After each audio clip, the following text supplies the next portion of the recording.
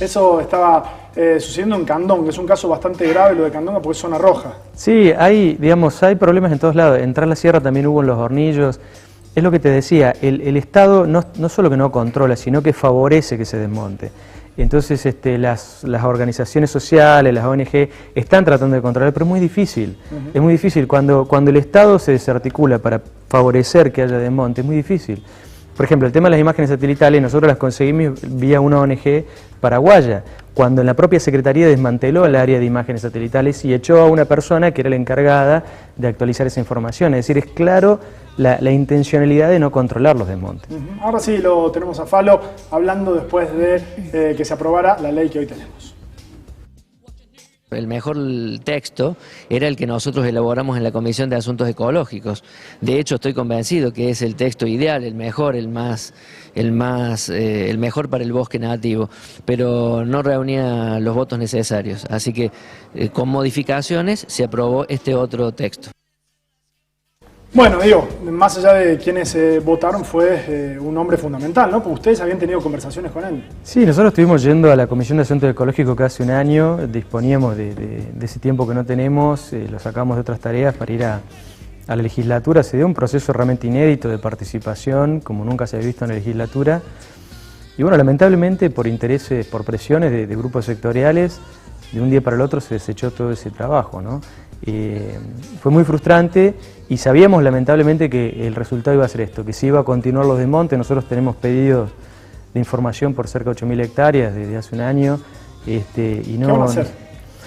Bueno, como no hay respuesta, porque no es solo tratar de hacer ese rol que el Estado no está haciendo, sino que no nos responden, no nos queda otra vía que recurrir a la justicia. Esperamos que la justicia por lo menos obligue a los funcionarios a dar cuenta de todos estos desmontes que se han realizado en la provincia de Córdoba y que los funcionarios expliquen si están autorizados, no están autorizados, en qué condiciones, si no están autorizados, si se va a hacer restauración ecológica, si se va a reparar, si le van a poner las multas que corresponden o esas multas irrisorias como pasó en el caso del desmonte que hubo en la zona de Los Hornillos. Es decir, necesitamos que den cuentas, den cuentas a la sociedad de lo que está ocurriendo, porque va a ser muy dramática, como vos bien decías al inicio de tu informe, la situación socioambiental. Es decir, el desmonte no es solo una cuestión de árboles, ¿no? de animales, sino que hay una serie de servicios ambientales de los cuales dependemos como sociedad, y si los perdemos va a haber una tragedia de magnitud. Ya la está viendo en el interior de la provincia.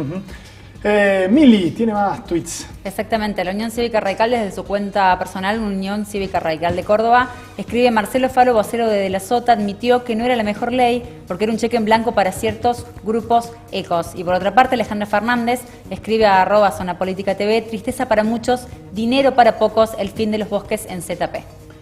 Muy bien, le voy a pedir a Fernando que nos cuente un poquito, porque hemos visto muchos mapas, pero vamos a ver en el plasma a continuación cómo está la situación de los bosques en nuestra provincia de Córdoba, qué significa toda esa zona roja que hay ahí en el norte.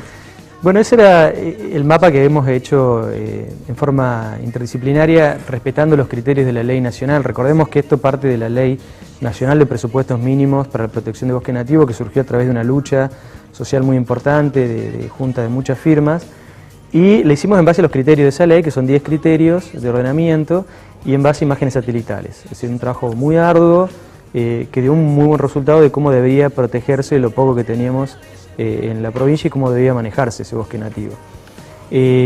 Lamentablemente ese mapa, que protegía sobre todo lo que era la cabecera de cuencas, porque fue el criterio principal, la gente en Córdoba se dio cuenta que el agua, la problemática del agua o de las crisis hídricas no es un problema de que llueve más o menos, sino de que se está deforestando también en las zonas serranas, y lo poco que nos queda también en el noroeste de la provincia. Pero bueno, como ese mapa también fue desechado junto con el proyecto que hemos hecho desde la COTEBN, lo que ocurrió es que la provincia presentó un mapa que no está georreferenciado, que es un mapa hecho casi a mano alzada, y que ni siquiera le sirve a la propia Secretaría de Ambiente de la Nación para corroborar si los desmontes se están haciendo en forma correcta o no se están haciendo en forma correcta. De hecho, la ley cordobesa no está acreditada por la Secretaría de Ambiente de la Nación porque no respeta ninguno de esos criterios.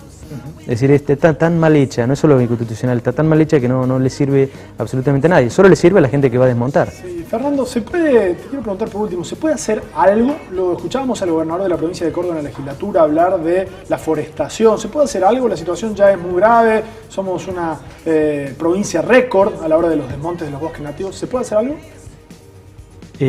Siempre hay que tener esperanzas, ¿no?, de que podemos recuperar un poquito nuestro ecosistema y sus servicios ambientales, pero la verdad que estamos en una situación crítica y lo que el gobierno propone no es una solución ni mucho menos, es decir, son imaginarios estas cuestiones de las reforestaciones que además no explican con qué las van a hacer ni en qué tiempo, pero es claro lo que la sociedad tiene que entender, que si uno deforesta un bosque, que lo puede hacer con una máquina grande en poco tiempo, recuperar eso puede tardar 20, 30, 40 años. Y en el mientras tanto, todos esos servicios ya están perdidos. Entonces, acá lo que hay que tener en cuenta es que la magnitud del problema es muy difícil revertirla. Es decir, hay que tratar de evitar el problema, porque restaurar además es mucho más costoso. ¿Se entiende? Se entiende, la verdad que nos quedamos pensativos, medio boquiabiertos. Fernando, te agradecemos que hayas venido aquí a Zona Política y te esperamos en cualquier otro momento. ¿Cómo no? Vamos a hacer una pausa, a la vuelta vamos a estar con Jorge Basalo, tenemos nuestro bloque, nuestro espacio dedicado como cada lunes a los juicios que se están llevando a cabo por los crímenes de lesa humanidad cometidos en La Perla. Vamos a la pausa, pero antes les mostramos una cápsula histórica. En 2004, un día como hoy, la oposición conseguía las firmas para que se llevase a cabo este referéndum con capacidad revocatoria para Chávez. Hoy Chávez ya no está, muchos se alegraron de su muerte. Bueno, en aquel momento Chávez puso su poder a disposición de la voluntad popular, en un caso sin precedentes, y ahí estuvo el escritor uruguayo Eduardo Galeano y opinaba un tiempo después sobre lo que había pasado ahí. En el teatro, en el gran teatro del bien y del mal, hay una distribución de funciones entre los ángeles y los demonios. Y Hugo Chávez es uno de los principales demonios. Es un dictador desde el punto de vista de las fábricas de la opinión pública mundial. Hugo Chávez es un dictador, es un extraño dictador, sin embargo.